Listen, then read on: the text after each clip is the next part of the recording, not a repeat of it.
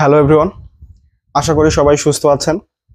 আর কিছুদিন পরেই অনুষ্ঠিত হবে ৪৯তম বিশেষ বিসিএস পরীক্ষা। তো তারই ধারাবাহিকতায় আমি আজকে নিয়ে এসেছি আপনাদের জন্য এক ক্লাসেই ৩টি বিষয় হয়ে যাবে। সেটা হচ্ছে যারা বিশেষ বিসিএস এর ইতিহাস সাবজেক্ট রয়েছে তাদের জন্য উপকারে আসবে এই ক্লাসটি, এবং যারা জেনারেলি ১০০ মার্কসের পরীক্ষা দিবেন তাদের সেখান থেকে বাংলাদেশ বিষয়াবলী ২০ মার্কস এবং আন্তর্জাতিক বিষয়গুলিতে 20 মার্কস, মোট হচ্ছে এদিকে 100 এদিকে 40, 140 মার্কসের আলোচনা হবে আমার এই ভিডিওগুলোতে। তো এই ভিডিওগুলো ধারাবাহিকভাবে দেখলে আমি আশা করতে পারি যে এখান থেকেই অনেকগুলো প্রশ্ন আপনারা কমন পাবেন। আমি ধারাবাহিকভাবে সব ক্লাস ৪৯তম বিসিএস এর আগেই দিয়ে দিব। তো আপনারা সাথে থাকুন, আর বেশি কথা বাড়াবো না, শুরু করা যাক তাহলে ক্লাসটি।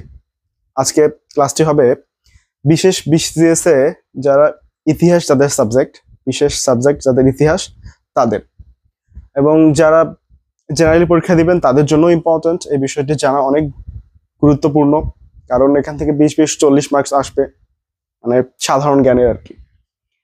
তো শুরু করা যাক। ৪৯তম বিশেষ বিসিএস বিষয় হচ্ছে ইতিহাস। আচ্ছা, ইতিহাসটা আসলে কি জিনিস? ঠিক আছে, ইতিহাস শব্দটি এসেছে সংস্কৃত শব্দ ইতিহ থেকে। আচ্ছা, আমি এই দিকে একটু লিখি, এই প্রশ্নগুলো সবগুলোই আজকে সমাধান করব। ইতিহাস শব্দটি এসেছে সংস্কৃত ইতিহ শব্দ থেকে। ঠিক আছে, কোন শব্দ থেকে? সংস্কৃত ইতিহ শব্দ থেকে। এর অর্থ দাঁড়াচ্ছে সত্যানুসন্ধান বা গবেষণা। আর একে যদি আমি সংস্কৃত ভাষায় কাকে বলি তাহলে দাঁড়াবে যুগ যুগ ধরে চলে আসা উপদেশ বা ঐতিহ্য। এই সংস্কৃত ভাষায় ইতিহাস মানে হচ্ছে যুগ যুগ ধরে চলে আসা উপদেশ বা ঐতিহ্য। ঠিক আছে, তো এই ইতিহাস শব্দটার সাথে যদি অস ধাতু, সংস্কৃত অস ধাতু যুক্ত করি তাহলে হয় ইতিহাস, এবং এর অর্থ দাঁড়ায় সত্যানুসন্ধান বা গবেষণা। ঠিক আছে, তো এই যে ইতিহাস শব্দটি, আমরা বাংলায় একে ইতিহাস বলি, কিন্তু ইংলিশে একে বলি কি? হিস্টোরি বলি। হিস্টোরি বলি কি? হিস্টোরি বলি না, হিস্ট্রি বলি। ঠিক আছে, তো এটা হচ্ছে হিস্ট্রি। আচ্ছা, আমি প্রথম এইটার উৎপত্তিটা আসলে কোথায় এটা মিশাই দিচ্ছে, একে আমরা বলি হিস্ট্রি। ঠিক আছে, এই হিস্ট্রি শব্দটি প্রথম ব্যবহার করেন কে জানেন আপনারা কেউ? এই হিস্ট্রি শব্দটি প্রথম ব্যবহার করেন গ্রিক ঐতিহাসিক কে? হেরোডোটাস। ঠিক আছে, হেরোডোটাস শব্দটি প্রথম ব্যবহার করেন হেরোডোটাস, গ্রিকের একজন বিখ্যাত ঐতিহাসিক। তাকে আবার বলা হয় কি? ইতিহাসের জনক বলা হয় তাকে। ঠিক আছে, কি বলা হয়? ইতিহাসের জনক। এটা আমাকে পরীক্ষায় এই বিষয়টা খুব পরীক্ষায় খুব আসে যে ইতিহাসের জনক কাকে বলা হয়, তিনি কোন দেশের অধিবাসী? তিনি হলেন গ্রিসের অধিবাসী। ঠিক আছে, তার ইতিহাস বিষয়ে তার সর্বপ্রথম যে গ্রন্থটি লিখেন তিনি, সেটা হচ্ছে দ্য হিস্টোরিস। এই যে হিস্টোরিস কার লেখা? হিস্টোরি হচ্ছে হেরোডোটাসের লেখা। তিনি ইতিহাস বিষয়ে সবচেয়ে প্রথম যে তার ইতিহাস গ্রন্থ সেটা হচ্ছে দ্য হিস্টোরিস।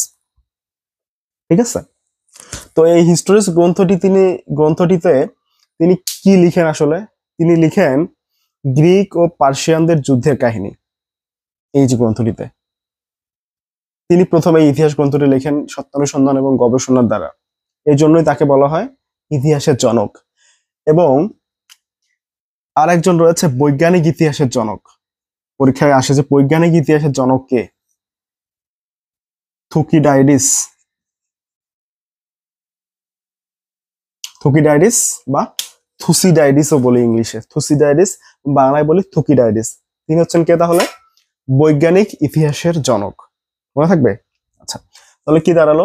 ইতিহাসের জনক পেয়ে গিয়েছি হেরোডোটাস, এবং বৈজ্ঞানিক ইতিহাসের জনক পেয়ে গেলাম থুসিডাইডিসকে বা থুকিডাইডিসকে। আচ্ছা, ইএইচ কার কে? খুবই একটি ইম্পর্টেন্ট একটি কোশ্চেন। ইএইচ কার? যদি আমরা ইতিহাস পড়ে থাকি বা ইতিহাস ডিপার্টমেন্টে যারা রয়েছে তারা অবশ্যই জানবে যে ইএইচ কারটা কে। ইএইচ কারের একটি বিখ্যাত গ্রন্থ রয়েছে হোয়াট ইজ হিস্ট্রি। তিনি এই গ্রন্থে একটি সংজ্ঞা প্রদান করেছেন, একদম ফেমাস একটি সংজ্ঞা, যে ইতিহাস হচ্ছে বর্তমান ও অতীতের এক অন্তহীন সংলাপ। এটাকে ইংলিশে যদি বলি, history is a dialogue between the present and the past. ঠিক আছে, তাহলে ইএস কার হচ্ছে একজন ঐতিহাসিক। তার গ্রন্থটির নাম হচ্ছে কি? তার গ্রন্থটির নাম হচ্ছে হোয়াট ইজ হিস্ট্রি। এটা কিন্তু মনে রাখতে হবে। হোয়াট ইজ হিস্ট্রি গ্রন্থটি কে লিখেছেন, পরীক্ষায় আসে মাঝে মধ্যে। তাহলে হোয়াট ইজ হিস্ট্রি কে লিখেছেন? ইএস কার। ঠিক আছে, একজন বিখ্যাত আধুনিক ঐতিহাসিক। তো এরপরের প্রশ্নটি ছিল দুজন ভারতীয় ঐতিহাসিকের নাম, যারা ইতিহাস প্রণয়ন করেছেন। যে প্রাচীন ভারতের দুজন ঐতিহাসিক হচ্ছে, আপনারা কি জানেন প্রাচীন ভারতের দুজন ঐতিহাসিকের নাম কি? বলতে পারবেন? আচ্ছা, আর পরের প্রশ্নটা হচ্ছে প্রথম মুসলমান ঐতিহাসিক কে? ঠিক আছে, আচ্ছা, প্রাচীন ভারতের দুজন ঐতিহাসিকের নাম আমি লিখে দিচ্ছি। একজন হচ্ছে কলহন হচ্ছে প্রাচীন ভারতের, যিনি হচ্ছে রচনা করেন কোন গ্রন্থটি? রাজতরঙ্গিনী।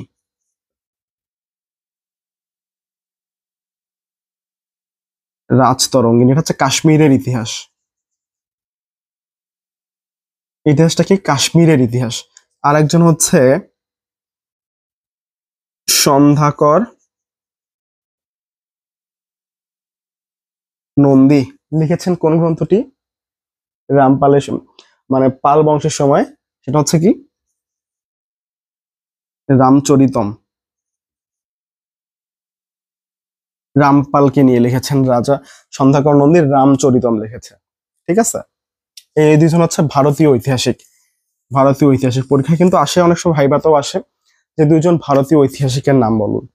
ঠিক আছে, তাহলে দুজন ভারতীয় ঐতিহাসিকের নাম হচ্ছে, একজন হচ্ছে কলহন, যিনি লিখেছেন রাজতরঙ্গিনী, কাশ্মীরের ইতিহাস। আরেকজন হচ্ছে সন্ধ্যাকর নন্দী, যিনি লিখেছেন রামচরিতম, রাজা রামপালের সময়ে।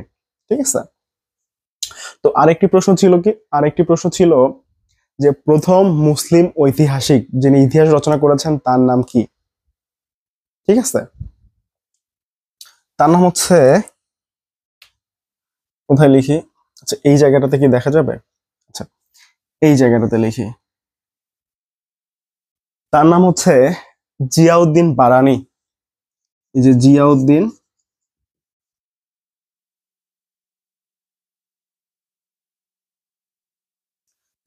বারানি, তিনি বাংলাকে বলেছিলেন কি? বলগাকপুর বা বিদ্রোহের নগরী। ঠিক আছে, তার গ্রন্থটির নাম হচ্ছে তারিখ ই ফিরোজ শাহী। তার গ্রন্থটির নাম হচ্ছে কি? তারিখ ই ফিরোজ শাহী। এই প্রশ্নটা কিন্তু খুব আসে, তারিখ ই ফিরোজ শাহী কার লেখা? তাহলে কি হবে? জিয়াউদ্দিন বারানি। ঠিক আছে, তিনি বাংলায় এসেছিলেন যখন, তিনি বাংলা সম্পর্কে লিখেছিলেন কি? বলগাকপুর। বাংলা হচ্ছে কি? বিদ্রোহের নগরী। তো আবার যদি আমি রিভাইজ করি বিষয়গুলোকে, তাহলে দেখবো যে কি, ইতিহাস শব্দটি সংস্কৃত শব্দ ইতিহ থেকে এসেছে, এবং ইতিহ শব্দের সাথে অস ধাতু যদি আমি যুক্ত করি, তাহলে শব্দটি হয় ইতিহাস, যার অর্থ সত্যানুসন্ধান বা গবেষণা।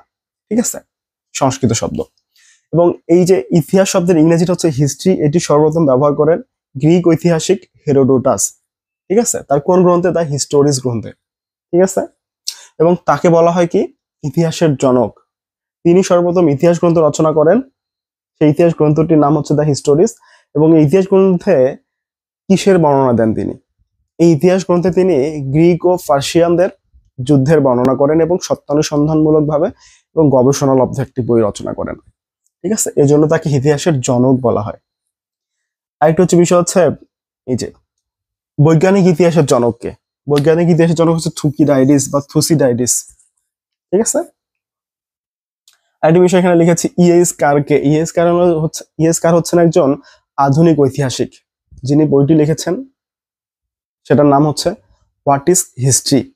ঠিক আছে, তিনি এই বইয়ে লিখেছেন history is the dialogue between present and the past, মানে ইতিহাস হচ্ছে বর্তমানে অতীতের এক অন্তহীন সংলাপ। ঠিক আছে, এই বইতে।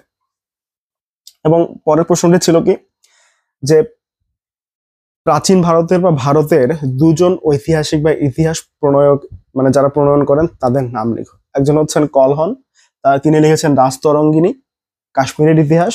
আরেকজন হচ্ছেন সন্ধ্যাকর নন্দী, তিনি লিখেছেন রামচরিতম, পাল রাজা রামপালের জীবনী অবলম্বনে। এবং ভারতের প্রথম মুসলিম ঐতিহাসিক যিনি ইতিহাস রচনা করেছেন, প্রণয়ন করেছেন, তার নাম হচ্ছেন জিয়াউদ্দিন বারানি। তার গ্রন্থটির নাম হচ্ছে তারিখ-ই ফিরোজ শাহী, এবং তিনি বাংলাকে বলেছিলেন বলগাপুর। ঠিক আছে, তো আজকের ক্লাসটিতে মোটামুটি এইটুকুই থাকবে। তো সবাইকে ধন্যবাদ, সবার জন্য শুভকামনা রইল।